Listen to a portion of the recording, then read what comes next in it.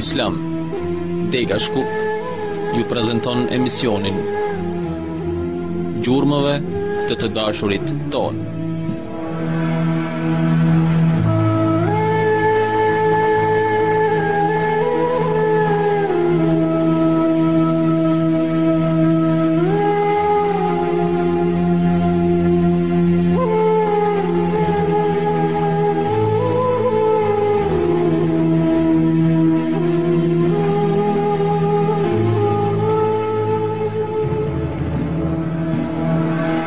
Gjendja e botës para se të lind profeti sallallahu alaihi wasallam. Në atë kohë, botën e sëndonin dy perandori shumë të fuqishme, ajo perse dhe ajo romake. Të dyja këto perandori ishin kolonizuese dhe sëndonin gjithë botën. Padrejtia ishte e përhapur kudo. Taksat në kurriz të popujve ishin tepër të larta. Dallimet dhe përndjekjet racore dhe fetare ishin të pranishme. Pushtetarët dhe pasanikët jetonin në luks të madh, kurse popullsia në vuajtje dhe mjerim të thellë. Të drejta dhe drejtësia nuk ekzistonin. Paria jeton në të mira, qefe dhe argëtime nga më të ndryshmet. Argëtimet kishin arritur deri aty sa që kishin shpikur lojra me të cilat dëfreheshin, ku skleverët luftonin me njëri tjetrin derisa vriteshin. Ja, kjo ishte në vendet romake. Kurse përsa i përket Persisë, dallimet klasore që ishin në atë kohë nuk ishin parë më parë mes njerëzve. Shtresa më e lartë ishte ajo e pushtetarëve. Ate pasonte shtresa e magjistarëve dhe njerëzve të fesë. Pasaj vinte shtresa e popullit të thjesht që ishte zhytur në skamje. Kurse përsa i përket Evropës, ajo në këtë periudhë jetonte mes jetën e saj të errët, ku ishte zhytur në varfëri, ignorancë dhe humbje të thellë. Historianët dhe studiuesit pohojnë që gjatë kësaj kohe në Evropë diskutohej nëse gruaja ishte njeri si burrat apo kafsh. Gjithashtu diskutohej nëse ajo kishte shpirt njeriu apo shpirt djalli. A kishte të drejtë të trashëgonte apo jo? Poligamia ishte e përhapur dhe lejohej të martoheshe me sa gra të doje, pasi gruaja ishte e pavlerë.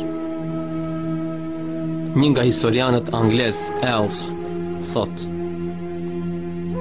bota në gjithë historinë e saj nuk ka përjetuar periudhë më të errët, më të keqe dhe më të pashpresë për të ardhmen se sa shekulli i 6 i erës tonë. Bota në atë kohë ishte paralizuar, kurse Evropa i ngjante më tepër një burrë të fuqishëm e të vdekur, ku foma e të cilit po dekompozohej. Kjo gjendje vazhdoi derisa u shfaq Muhamedi, profeti i muslimanëve.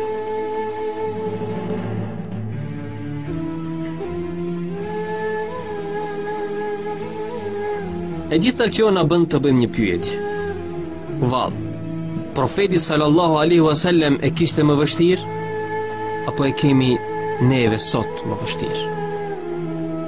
Sigurisht që profeti sallallahu alaihi wasallam e kishte më vështirë, pasi ai çdo gjë e filloi nga zeroja. Ne i kemi themelet mbi të cilat mund të ndërtojmë zhvillimin dhe civilizimin. Kjo na bën të shpresojmë fuqishëm që vendet islame do të zhvillohen dhe gjendja e muslimanëve do të përmirësohet. Kur mos u demoralizo dhe të thuash që nuk ja vlen dhe nuk mund të arrihet diçka e tillë. Kujtoje gjendjen në të cilën ndodhej profeti sallallahu alaihi wasallam, i cili këtë rrugë e filloi i vetëm, por që pas 20 vitesh ndryshoi rrjedhën e historisë mbi tokë. Ata ishin 20 vite të mbushura me planifikim, punë, lodhje dhe sakrificë. A e kuptoni tani ajetin e Kur'anit? E ne të dërguam ty, Muhammed, vetëm si mëshirë për të gjitha krijesat. Al-Anbiya 107. Shumë nga librat e historianëve musliman e përshkruajnë gjendjen në Persi dhe Rom si tepër të nderë, të errët dhe të shthurur. Ajo që duam të themi me këtë është se kjo nuk ka qenë gjatë gjithë sundimit të tyre. Pasi po të ishte e vërtet kjo, atëherë si u rritën dhe u zhvilluan këto dy perandori. Pa pasur komponentët e zhvillimit dhe të qytetërimit, nuk do të kishin arritur të bëheshin fuqit më të mëdha të asaj kohe. Ajo që kishte ndodhur ishte se brezat e fundit të këtyre dy perandorive ishin ato që e kishin keqësuar gjendjen e dy shteteve. Gjithashtu, themi se çdo qytetërim ka fillimin dhe fundin e tij, ngjitjen dhe rënjen. Kështu, rënja këtyre dy qytetërimeve ishte në kohën e ngritjes së muslimanëve. Dy perandori të ranë për shkak se mungonte drejtësia, dhe Zoti dërgoi Muhammedin sallallahu alaihi wasallam nga shkretëtirat e Mekës me qëllim që të vendos drejtësinë. Pas 1000 vjetësh, civilizimi i muslimanëve ra, pasi ata e humbën shtyllën e qytetërimit, e humbën drejtësinë. Pas rënjes së muslimanëve, ngrihet Evropa duke vënë drejtësinë. Kështu, zhvillimi dhe civilizimi përparojnë me zhvillimin dhe vendosjen në vend të drejtësisë. Me këtë, nuk duam të themi që çdo gjë perëndimore është e mirë dhe ta përvetësojmë. Sigurisht që nuk duam të themi këtë. Qytetërimi perëndimor sot ngrihet në bazë të materializmit absolut, gjë e cila refuzohet në civilizimin islam.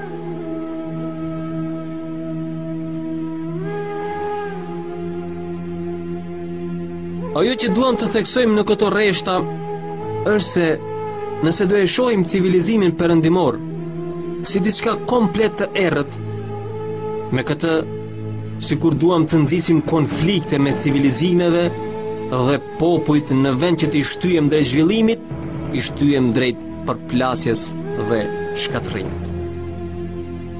Diçka e tillë do të ishte gabim i madh, pasi ne si musliman e duam zhvillimin dhe civilizimin për të mirën e njerëzimit.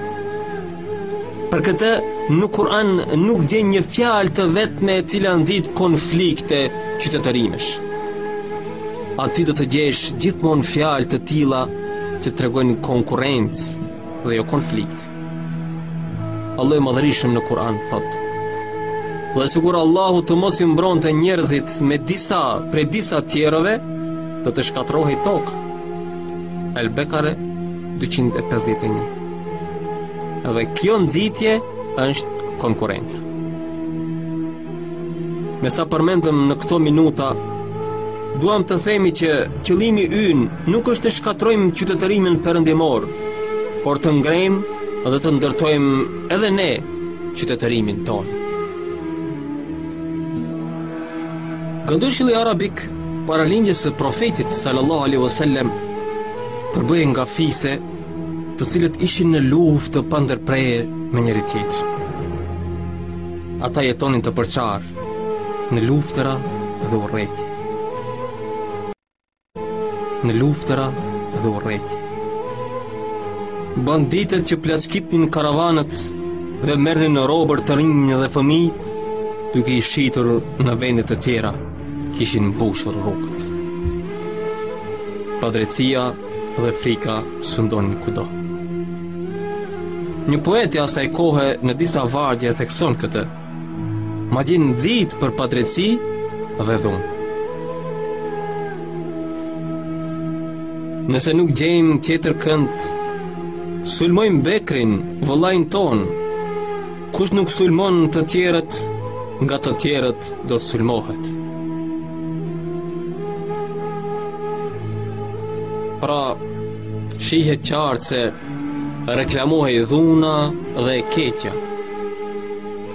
Në atë kohë, poezia zinte një rol shumë të rëndësishëm në jetën e tyre. Poezia në atë kohë, për nga rëndësia, është një lloj si mediat e sotme.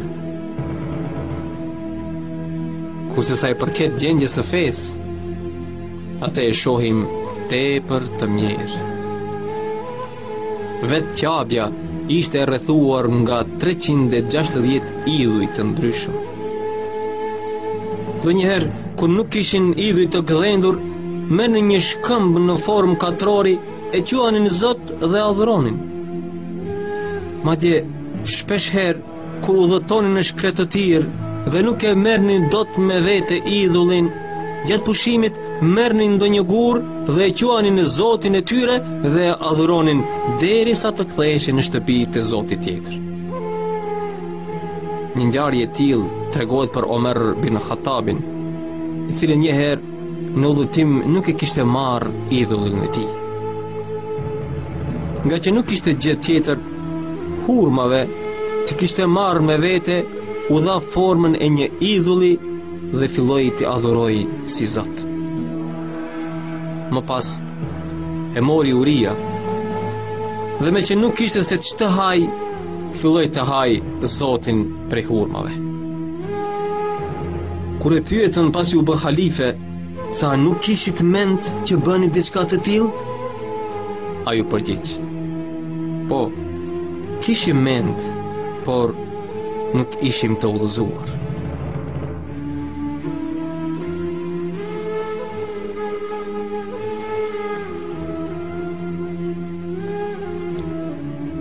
Kurse sa i përket gjendjes së gruas në gadishëllin arabik, ajo ishte me të vërtet për t'i qarë hallit. Ajo s'kishte asnjë të drejtë të posedoj pasuri apo të drejtë trashëgimie. Jo vetëm që ajo nuk trashëgonte nga pasuria gjë, por ajo vet ishte diçka që trashëgohej. Pra, kur vdiste dikush, edhe gratë me cilat ishte martuar i merrnin të afërmit e të vdekurit si plaçk. Këtu përjashtohen disa gra dhe disa familje në Mekë, si për shembull Khadixheja, që u martua më vonë me profetin sallallahu alaihi wasallam.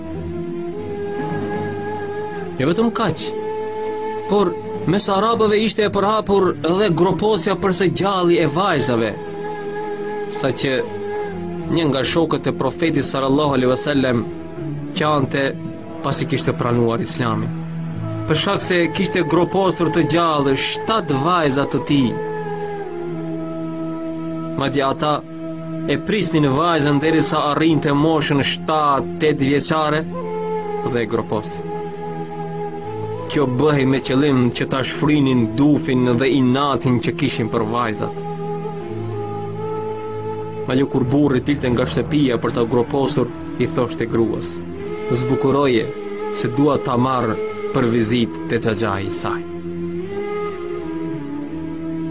Ja, kjo ishte situatë që rrethonte vendin kur erdhi profeti sallallahu alaihi wasallam. Vallë, si do të kishte vazhduar jeta për ata njerëz pa profetin sallallahu alaihi wasallam? Nëse do të ishe ti o motër në atë shoqëri pa profetin sallallahu alaihi wasallam, vallë, çfarë do të bëje? A ndjen se sa i shtrenjtë duhet të jetë për ty profeti sallallahu alaihi wasallam? E zbukuronte nëna pa e ditur ku do ta çojë babai, i cili a kishte përgatitur gropën më parë. E çonte pranë gropës, e hidhte dhe e mbulonte shpejt për së gjalli. Madje kishte raste që kur gruaja bëhej gati për të lindur, e merrnin pranë një grope dhe nëse lindte vajzë menjëherë hidhej në grop. kurse nëse linte djalë e dërgonin në shtëpi. Tregohet që njeri, derisa po e groposte vajzën e tij, ai i pastronte mjekrën e cila ishte pluhurosur nga rëra. Megjithatë, ai vazhdoi derisa e varrosi përse gjalli.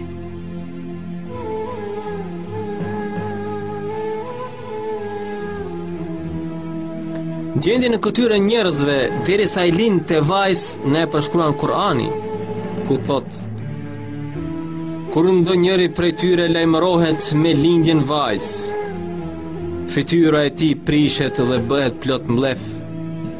Fshihet prej njerëzve për shkak të asaj të keqe me cilën u lajmërua. E konsideron bela e jo dhurat prej Zotit. Mandej mendon, a do ta mbaj atë ashtu i përullur, apo do ta mbuloj atë të gjallë në dhej. An-Nahl 58. Me gjithë këtë djenjë të rënduar, profeti sallallahu alaihi wasallam i transformoi këta njerëz në tjerë.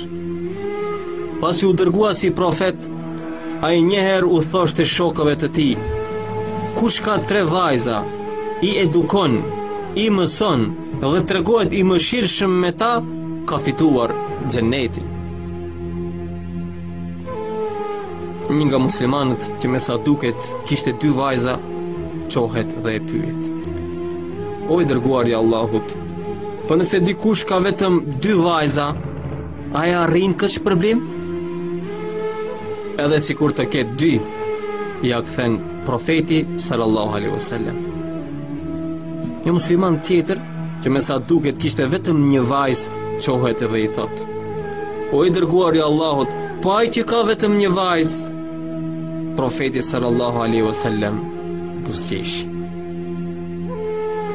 buzqeshi pasi tani po shitet transformimin e tyre në njerëz të tjerë. Më parë i groposnin të gjalla, kurse tani kërkonin që me anë të vajzave të fitonin xhenetin. Kurse vetë profeti sallallahu alaihi wasallam, sa herë që vinte vajza e tij Fatimeja, qohej në këmbë dhe puthte në bazë. Në ditën që vdiq profeti sallallahu alaihi wasallam, Fatimeja ishte ajo që qante më shumë, pasi vetëm asaj i kishte treguar që të vdes atë ditë.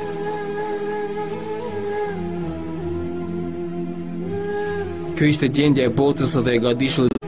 Mekka si qytet kishte edhe një veçori tjetër, pasi ajo ishte vend takimi i të gjithë poetëve, të cilët, siç e përmendëm, për nga rëndësia ishin të barabartë me mediat në ditët e sotme. Veçori tjetër e Mekës ishte sa ishte vend i qetë dhe i sigurt për të gjithë. Këtë e përmend edhe Zoti në Kur'an, ku thot: a nuk e kanë vëretur ata se ne e kemi bërë vendin e shenjtë Mekën të sigurt, e njerëzit përreth tyre rrëmbehen, plaçkiten, mbyten. El-Ankebut 67. Për shkak të rëndësisë që Mekka kishte në atë kohë, Zoti në Kur'an e quan atë me emrin nëna e qytetave. Veçori tjetër e Mekës është se aty ndodhe një lloj parlamenti që quhej për atë kohë shtëpia e takimeve, Darun Nedve.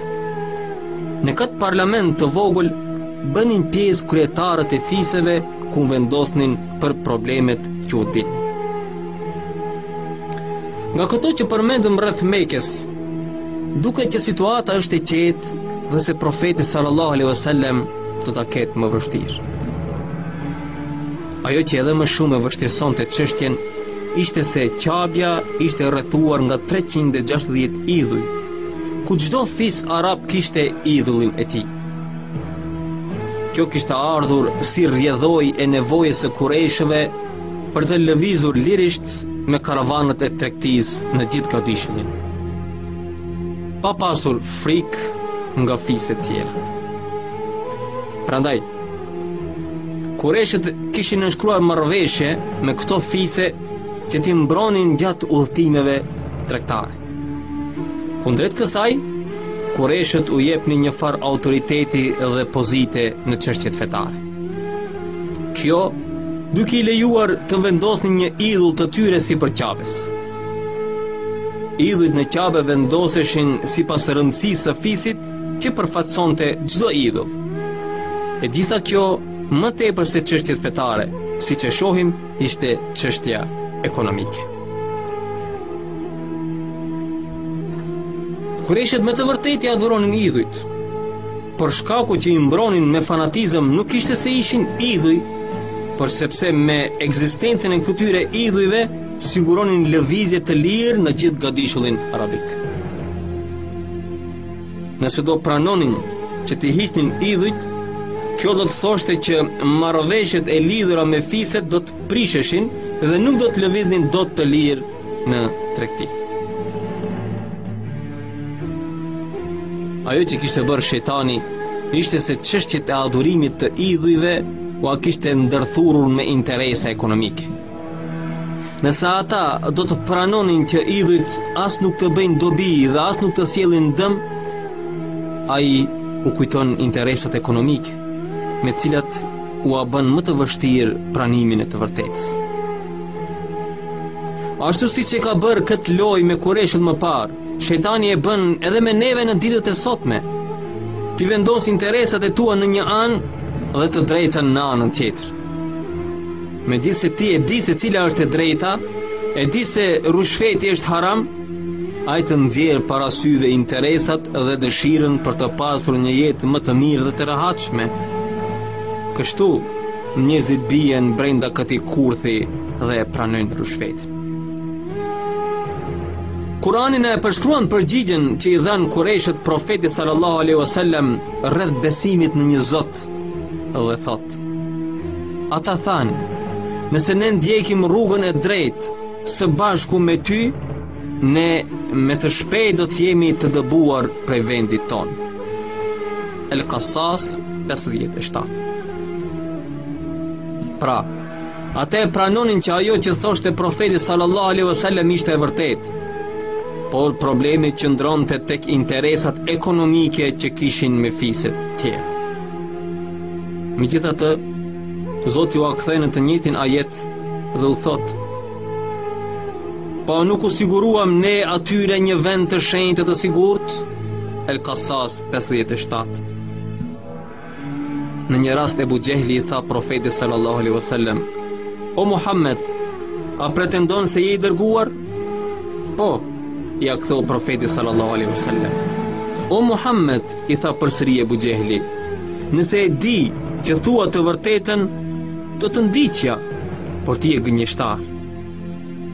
Profeti sallallahu alaihi wasallam e dëgjoi dhe u largua. Pranë Ebu Gjehlit ishte dikush tjetër. Ebu Gjehli e pa dhe I tha: unë jam I sigurt që ai e thot të vërtetën. Por familja jonë dhe ajo Abdul Mutalibit kanë qenë gjithmonë në konkurrencë. Ata sot mburen që prej tyre ka dalë një profet, po ne ku ta marrim një të tillë? Kështu që çështja ishte te interesat ekonomike më shumë se sa për kushtim fetar. Prandaj, kur o vëllezër dhe motra, kur mos krahaso mes interesave dhe të drejtës dhe në fund të shohësh interesat e tu personale. Kur mos prano të kopjosh në provime për shkak të interesit që të kalosh. Kur mos prano të marrësh të drejtën e dikujt tjetër. Persët dhe romakët e humbën pushtetin dhe civilizimin për shkak se ju humbën të drejtat e të tjerave. Po ashtu ne muslimanët e humbën lavdinë të parave tanë kur nuk vihej drejtësia në vend. Konkluzionet që nxjerrin nga se përmendëm janë: jo inkurajimit dhe pesimizmit. E drejta dhe e vërteta duhet të jenë të shtrenjta për ne. Unë u drejtohem të gjithë studentëve të shkollave dhe universiteteve.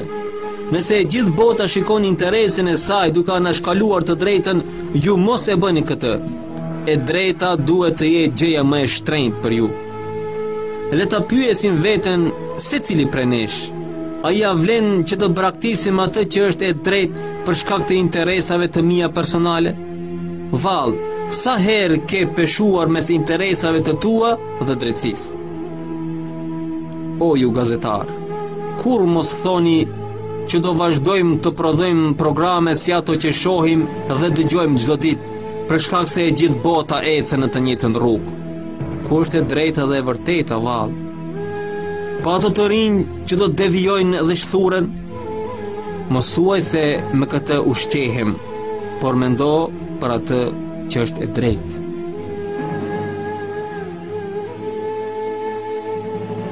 E tillë ishte gjendja e gadishullit arabik kur u dërgua profeti sallallahu alaihi wasallam. Dominonte errësira dhe padrejtësia. Vallë, si do të fillonte dhe si do e ndryshonte këtë gjendje? Me gjithë gjendjen e rëndë që dominonte, profeti sallallahu alaihi wasallam pa që kishte 3 gjëra të cilat mund të shfrytëzonte dhe pikat e dobta t'i kthente në pikë force. Shumë njerëz në një gjendje të tillë do e mbyllnin këtë kapitull, duke thënë që është e pavlerë dhe e padobishme që të lodhemi, pasi asgjë nuk do të ndryshojë. Por profeti sallallahu alaihi wasallam kërkonte gjëra të veçanta dhe raste që mund t'i shërbejnë. Një nga këto 3 veçori ishte se Qabja, siç tham, ishte rrethuar nga 360 idhuj dhe vizitohej nga të gjithë fiset e gadishullit arabik. Kështu që profeti sallallahu alaihi wasallam mund të takohej me këto fise gjatë sezonit të haxhit dhe të flasë rreth Zotit. Në artin e administrimit është diçka që duhet vetë analizë, ku njeriu shkruan pikat e fuqisë dhe pikat e dobësisë, dhe si t'i kthej pikat e dobësisë në pikë force. Të njëjtën gjë e veproi edhe profeti sallallahu alaihi wasallam. Më parë përmendëm që nga profeti sallallahu alaihi wasallam do të mësosh gjithçka. Dhe ja, tani po mësojmë artin e administrimit. Në çfarë do lloj posti të jesh, ministër, drejtues kompanie e kështu me radhë, do të kesh nevojë të bësh diçka të tillë. Mënyra se si I shihte profeti sallallahu alaihi wasallam gjërat ishte tepër e veçantë. Në këtë rast, për shembull, dikush tjetër mund të ngulte këmbë që sezoni e haxhit nuk mund të shfrytëzojë për mirë, për shkak se të gjithë ata njerëz nuk vinin vetëm për të adhuruar idhujt. Kështu që diçka e tillë nuk mund të jetë rasti i mirë. Gjëja e dytë pozitive ishte se gjuha dominuese në gjithë gadishullin arabik ishte gjuha që flisnin kurajshët, arabishtja. Kështu, profeti sallallahu alaihi wasallam do ta shfrytëzonte këtë rast ku të gjithë njerëzit mund ta kuptonin. Veçoria e tretë ishte se arabët ishin të pavarur. Gadishulli arabik nuk ishte pushtuar asnjëherë deri atëherë dhe arabët gjithë jetën kishin jetuar të lirë, jo të varur nga dikush tjetër. Ata nuk e kishin shijuar përbuzjen dhe nënshtrimin, I cili kur nuk mund të sjellë zhvillim dhe qytetërim. Ishte ky shkak që arabët ishin trima dhe bujar, pasi kishin qenë të lirë. Profeti sallallahu alaihi wasallam do të përqendrojë shumë në këtë pikë, pasi njeriu I lirë dhe jo I nënshtruar, ai mund të ndërtojë dhe prodhojë civilizim. Njeriu I lirë dhe I pavarur, vetëm ai mund të përcjellë mesazh. Ai që nuk e ka shijuar lirin, dhe gjithë jetës do të jetë I lëkundur dhe jo serios. Nëse duam të zhvillojmë vendet tona, duhet që t'u mësojmë fëmijëve lirin. U mësoni se çfarë është të jesh krenar dhe të vlerësosh veten. Edukoje fëmijën tënd të jetë I lirë dhe me personalitet. Edukoje që të ketë mendimet dhe idetë e tij. Arabët në kohën e profetit sallallahu alaihi wasallam ishin të tillë. Për këtë për tyre dolën burra si Ammari, Bilali, Omeri, Ebu Bekri.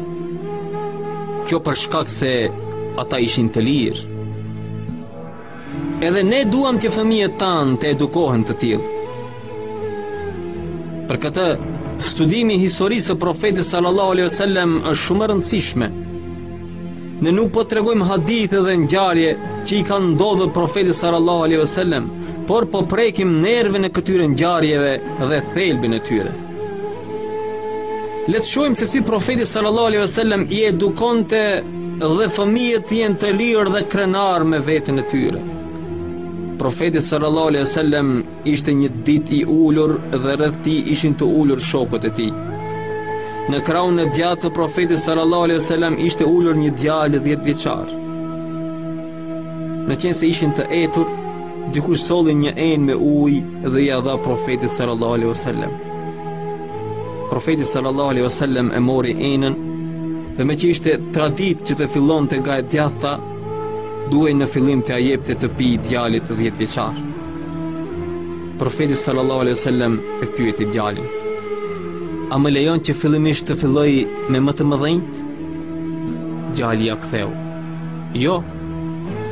Pjesën që më takon prej teje nuk ja jap tjetër kujt."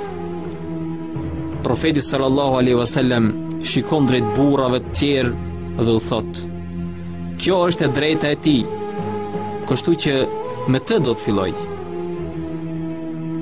E shikon se si edukonte dhe nxirrte personat e veçantë profetit sallallahu alaihi wasallam. Kurse ne sot sillemi sikur fëmijët nuk ekzistojnë në shtëpi. Fëmijët tanë po t'i pyes dikush në këtë formë, nuk do din të përgjigjen, do të vijë turp dhe do të ulin kokën. Nëse duam që vendet tona të zhvillohen, brezat e ardhshëm duhet të edukohen në këtë formë. Njëherë derisa Omer radiallahu anhu po kalonte në rrugë, diku aty pranë ishin ca fëmijë që po luanin me njëri tjetrin. Sa e pan fëmijët Omerin, ja mbatën me vrap nga frika, përveç njërit prej tyre. Ai ishte Abdullah ibn Zuberi, që qëndroi në këmbë pa lëvizur. Omeri e pa dhe i tha: "Po ti, përse nuk jam mbathe si shokët e tu?" Ai ja ktheu: "Rruga nuk është e ngushtë që të bëj vend të kalosh dhe nuk kam bërë gjë të keqe që të kem frikë." Omeri e pa dhe tha: "Ky do të bëhet dikush." Dhe me të vërtet, ai u bë khalife i muslimanëve. Ashtu siç përmendëm më parë, që t'i themi jo inkurajimit dhe të luftojmë për të drejtën, do të themi konkluzionin e tretë që është krenaria me veten. Nuk ka zhvillim pa u ndjerë krenar më parë. Kështu i shfrytëzoi profeti sallallahu alaihi wasallam këto tre mundësi. Nëse dëshiron të kesh sukses në punën tënde, bëj atë që bëri profeti sallallahu alaihi wasallam. Caktoj dobësitë dhe forcat e tua dhe shfrytëzo aftësitë e tua. O njerëz, nëse dëshironi të mësoni moralet e larta, ato i gjeni te profeti Muhammed sallallahu alaihi wasallam. Nëse dëshironi të mësoni artin e administrimit, e gjeni te profeti Muhammed sallallahu alaihi wasallam. Nëse dëshironi të mësoni si edukohen fëmijët, e gjeni te profeti Muhammed sallallahu alaihi wasallam. Emri i tij ishte Muhammed, dhe këtë emër ja vuri vetë gjyshi i tij. Kur lindi profeti sallallahu alaihi wasallam, gjyshi i tij ftoi parinë e Kurejshëve në një drekë. Pasi hëngrën, të ftuarit e pyetën se çfarë emri do t'i vinin. Ai u tha se do e quaj Muhammed. Kur dëgjuan këtë, ata filluan të shikonin njëri tjetrin. Më pas e pyetën: "Çfarë është ky emër i habitshëm dhe përse nuk i ke lënë emrat e baballarëve tanë?" Deri atëherë asnjëri në Mekë nuk quaj me emrin Muhammed. Gjyshi i tij u ktheu një përgjigje sikur të ishte frymëzuar nga Zoti dhe u tha: "Unë dua që të lavdrohet në tokë nga banorët e tokës dhe të lavdrohet në qiell nga banorët e qiellit." Kuptimi i emrit Muhammed është i falënderuar, pasi ai falënderohet nga njerëzit për shkak të veprave të mira që vepron. Emri tjetër me cilën njihet profeti sallallahu alaihi wasallam është dhe Ahmed. Emri Ahmed në arabisht është shkallë sipërore dhe do të thotë më i lavdruari. Kjo pasi nuk e ka lavdruar dhe falendëruar Zotin njëri, siç e ka lavdruar profeti Muhammed.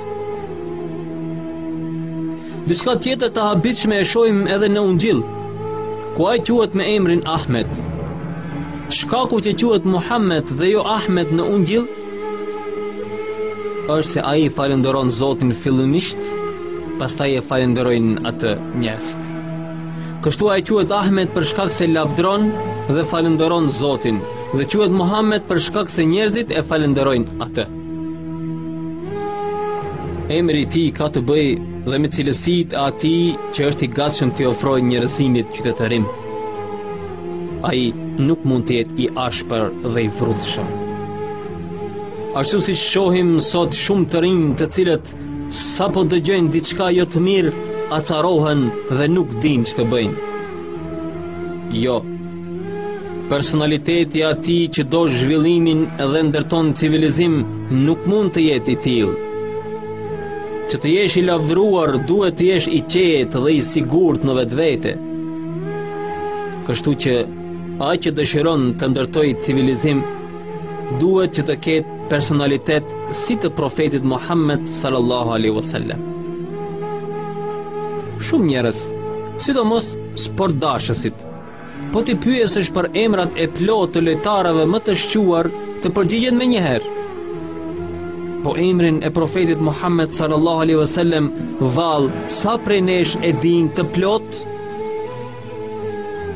Emri i tij plot është Muhammed ibn Abdullah ibn Abdul Muttalib ibn Hashim ibn Abdul Manaf ibn Qusay ibn Qilab ibn Murre ibn Qab ibn Luay ibn Ghalib ibn Fihr. Fihri ishte paraardhësi i gjithë fisit Quraysh. Babai i Fihrit është nga fëmijët e Ismailit a.s., djalët të Ibrahimit a.s. Kurse familja e profetit sallallahu alaihi wasallam, gjyshi i tij i madh ishte Qusay. Ai ishte personi që arriti të mbajë të bashkuar Qurayshët. Fjala Quraysh vjen nga tekarrush, që të thot bashkim. Dhe ai që i kishte mbajtur të bashkuar ishte një nga gjyshërit e profetit sallallahu alaihi wasallam. Qusay gjithashtu është ai që themeloi shtëpinë e takimeve, Darun Nedve. Është ai që i ngrumbëlloi Qurayshët nën flamurin e tij. Një paraardhës tjetër i profetit sallallahu alaihi wasallam është dhe Hashimi. Ai arriti të lidh aleanca me persët dhe romakët, me qëllim që Qurayshët të ishin ata që lidhnin tregtinë mes dy perandorive. Gjithashtu ai lidhi aleanca me gjitha fiset e tjera arabe. Një paraardhës tjetër i profetit sallallahu alaihi wasallam ishte edhe Abdul Muttalibi, gjyshi i tij. Ai është personi që zbuloi vendodhjen e pusit Zemzem, me qëllim që të furnizojë me ujë të gjithë arabët. Kështu, familja dhe paraardhësit e profetit sallallahu alaihi wasallam ishin të gjithë lider. Por të mos harrojmë një karakteristikë tjetër të familjes së profetit sallallahu alaihi wasallam, e cila është se kjo familje kurrë nuk kishin qenë të pasur, por gjithmonë të varfër. Tani, po të vërejmë me kujdes familjen nga erdhi profetit sallallahu alaihi wasallam, do të vërejmë që erdhi nga një familje që kishte në traditë të qenit lider dhe human, por jo të pasur. Kështu, profeti sallallahu alaihi wasallam erdhi nga një familje e mesme, mes liderëve jo të pasur dhe mes një rrethi tjetër të pasur, por jo lider. Zoti e kishte përgatitur mbar botën për ardhin e profetit Muhammed sallallahu alaihi wasallam. Ai kishte përgatitur gadishullin arabik për ardhin e tij. Kishte përgatitur familjen e tij dhe kishte përgatitur edhe vetë emrin e tij. Kështu profeti sallallahu alaihi wasallam doli nga një familje as e varfër në kulm dhe as e pasur në kulm, as nga një familje ulët dhe as nga një familje aristokratësh. Ne thamë që familja e profetit sallallahu alaihi wasallam nuk ishin të pasur. Ata që ishin të pasur nga familja e tij ishte një deg tjetër e fisit që ishin Beni Umeje, pjesëtar i së cilave ishte edhe Ebu Sufjani. Prandaj, familja e profetit sallallahu alaihi wasallam dhe ajo e Ebu Umeje ishin gjithmonë në konkurrencë. Beni Umeje ishin të pasur, por nuk ishin të respektuar në Mekë. Kjo, pasi Benu Abdul Muttalib gjithmonë ndihmonin njerëzit, hapnin puse për të furnizuar të tjerët e kështu me radhë. Konkluzioni me cilin dalim nga këto që tham janë fjalët të cilat u adretojmë kujdo që vjen nga paraardhës të shquar, por që nuk kanë pasuri.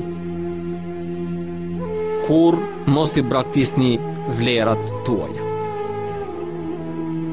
Ne shohim që shtresa e mesme të shoqërisë është drejt shkatërimit. O ju doktor dhe inxhinier, o ju që ushqeheni me ato pak të ardhura që keni, o ju shtresa e mesme e shoqërisë që vinin nga familje me taban dhe tradit, kur mos ndjeni mangësi për shkak se nuk jeni të pasur. Vetë profeti sallallahu alaihi wasallam ishte i tillë, kështu që krenohu që edhe ti je në një nivel me profetin sallallahu alaihi wasallam. Kurse të pasurve u themi që të mos bëhen si Benu Umeje, të cilët jetonin vetëm për vete dhe nuk i shërbenin shoqërisë. Nëse do t'i shërbeni shoqërisë ku jetoni, do të arrini shpërblimin e të pasurve që e falenderojnë Zotin. Gjyshi i profetit sallallahu alaihi wasallam, Abdul Muttalibi, ka një histori shumë të habishme. Kur Ebreha shkoi të sulmoj Mekën me qëllim që të shkatroj Qaben, gjëja e parë që bëri është se konfiskoi pasuritë e njerëzve. Asnjë prej kurejshëve nuk vajti dot tek ai përveç gjyshit të profetit sallallahu alaihi wasallam, Abdul Muttalibit. Ai i kërkoi që t'i kthej devet që i kishte marrë më pa.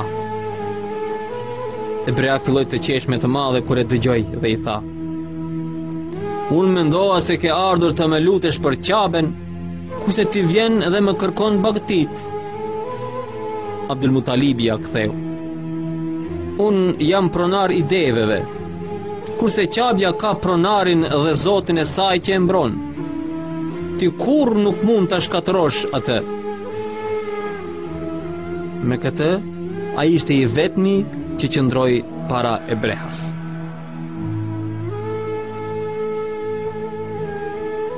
Mbi rrethin ku u lind profeti sallallahu alaihi wasallam ka diçka të habitshme.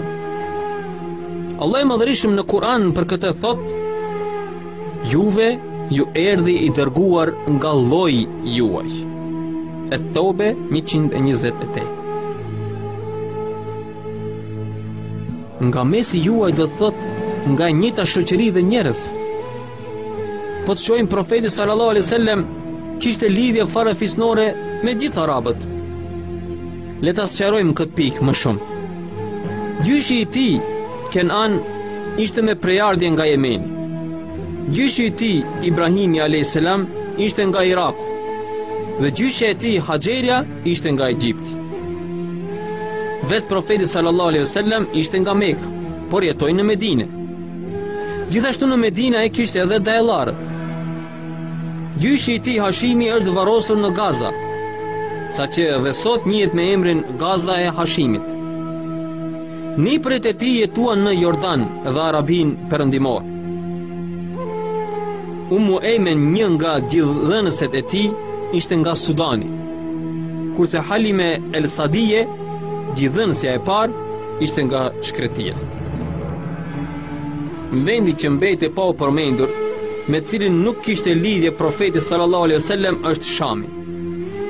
Por është e rëndësishme që Profeti sallallahu alaihi wasallam bëri me shenjë drejt Shamit dhe tha: ata do të jenë në front të luftës deri në ditën e Kiametit.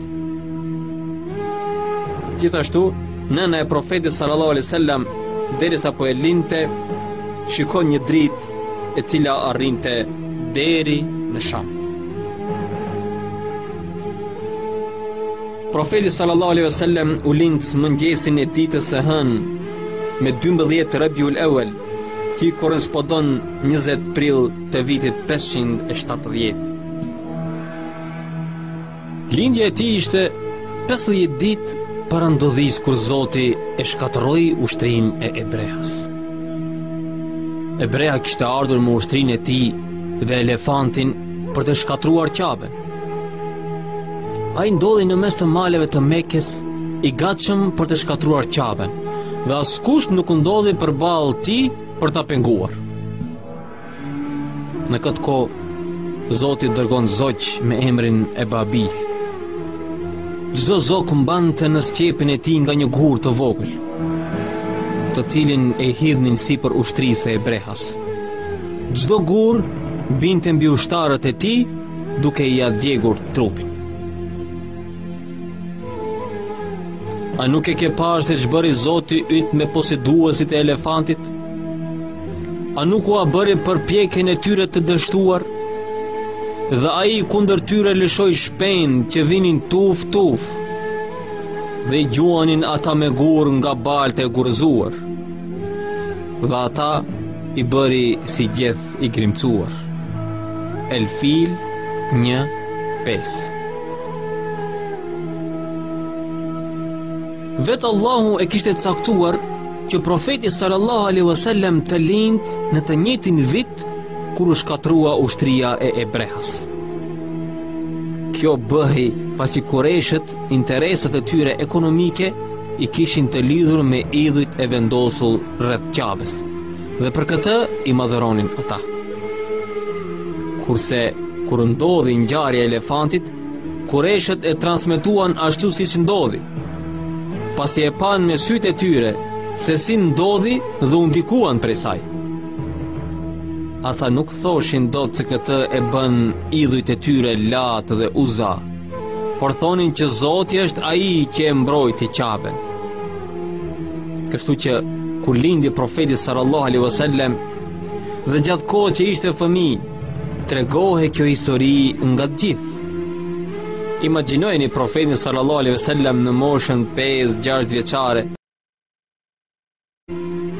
Imagjinojeni profetin sallallahu alaihi wasallam në moshën 5-6 vjeçare, derisa nëna e tij Eminaja i tregonte që ishte vetë Zoti i Madhërisëm, ai që dërgoi zogj që shkatëruan Ebrehan dhe ushtrinë e tij, dhe se gjyshi i tij i vetmi që kishte vajtur tek Ebreha për t'i kërkuar bagëtitë e tij. Imagjinojeni profetin sallallahu alaihi wasallam dhe pyetjet që i lindnin rreth rolit të idhujve rreth Ka'bes, në një kohë kur ishte Zoti ai që e kishte shkatëruar Ebrehan.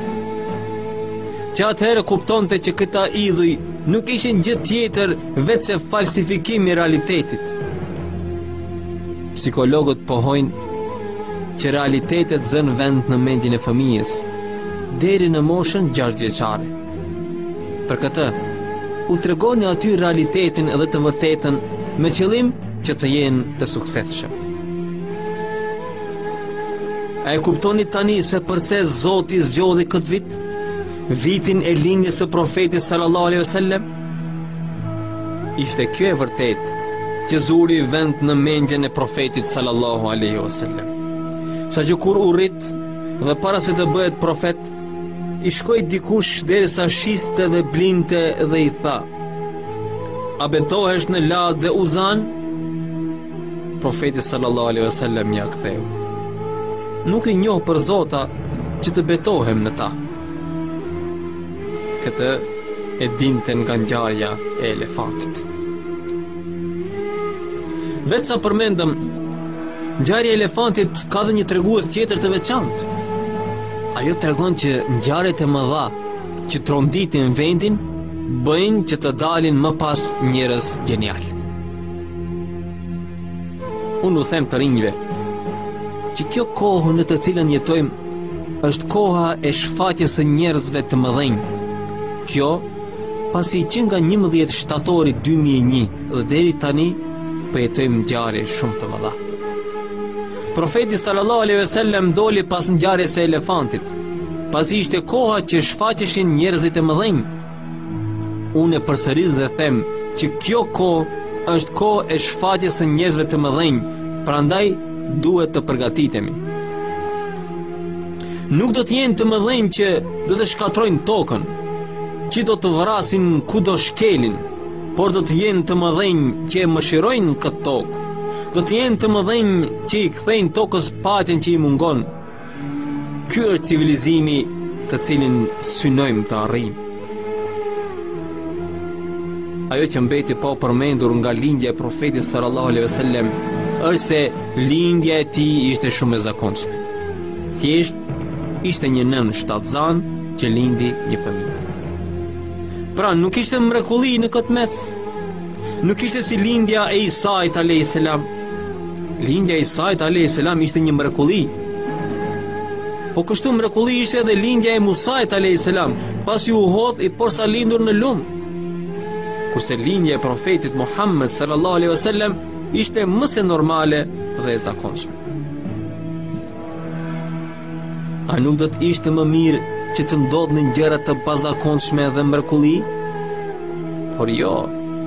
Mrekullia e fundit që ndodhte ishte ajo e shkatërimit të ushtrisë e Brehas. Më pas nuk do të ketë më mrekulli në historinë e njerëzimit. E gjithë kjo për shkak se koha e mrekullive kishte kaluar. Tani ishte koha e planifikimit dhe derdhjes së djersës. Për këtë, fjalët e para që i shpallën profetit sallallahu alejhi wasallam ishin: lexo. Tani planifikoni dhe përpiquni, se Zoti është me ju dhe se mrekulli nuk do të ketë më. Tani profeti nuk mund të kishte shkop magjik si ai i Musait alayhis salam, as ani i shpëtimi si ajo e Nuhut alayhis salam.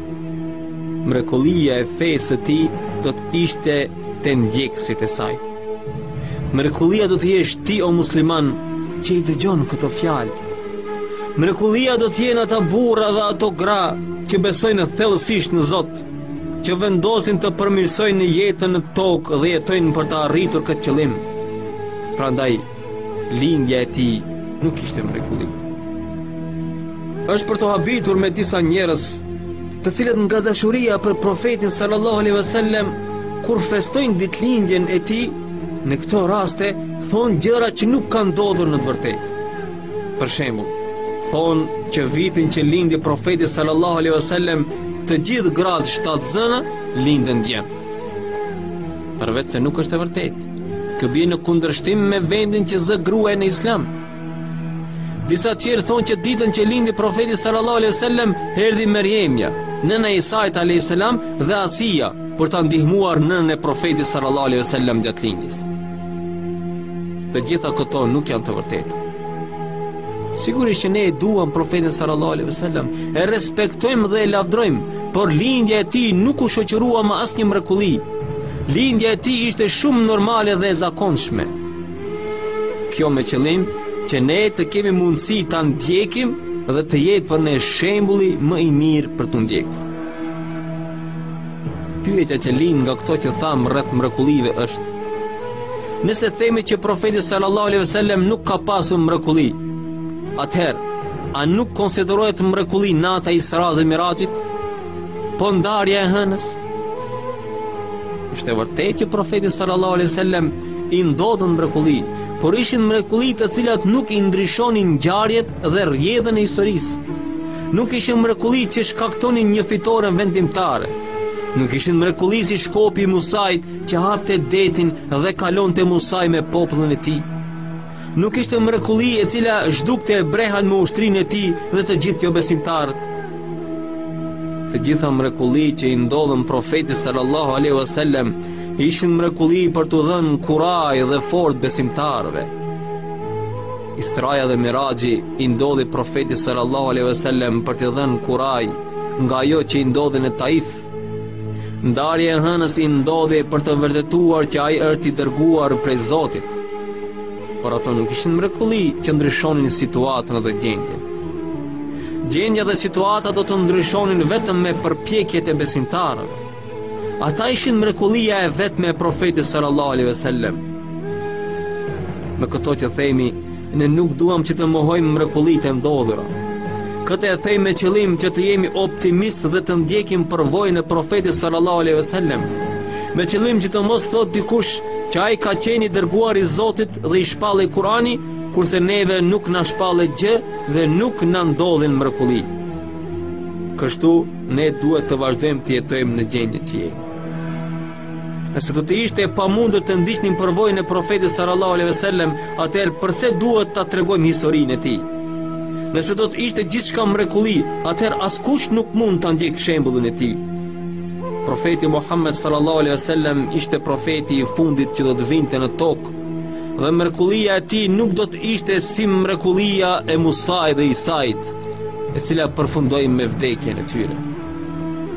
Mrekullia e këtij profeti duhet të ishte vazhdueshme, dhe mrekullia e tij ishin dhe janë ata burra dhe gra që ndjekin rrugën dhe zbatojnë këshillat e tij. Kurse shpallja hyjnore që ju shpall ishte metoda të cilën do të ndiqte.